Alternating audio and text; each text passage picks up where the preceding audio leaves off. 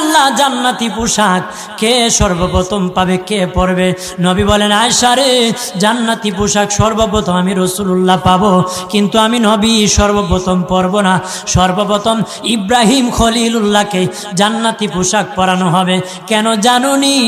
ইব্রাহিম নবীকে নমরুদের আগুনে যখন ফেলে দেওয়া হয়েছিল, দুনিয়ার সব ছেড়ে দিয়েছিল, বাড়ি ছেড়ে দিয়েছিল, সম্পদ ছেড়ে দিয়েছিল, মা বাবা ছেড়ে দিয়েছিল, এমনকি গায়ের জামাও যখন খুলে নেয়, ইব্রাহিম কয়েক কাপড় ছেড়ে দিতে পারি, আমার আসমানের মালিককে ছেড়ে দিতে পারি না। ওই দিন আল্লাহ ইব্রাহিমের সাথে অঙ্গীকার করেছিল, ইব্রাহিম আজকে তোমাকে সকলের সামনে উলঙ্গ করে লজ্জায় ফেলে দিয়েছি ইব্রাহিম, তারপরে তুমি আমাকে ছাড়ো নাই।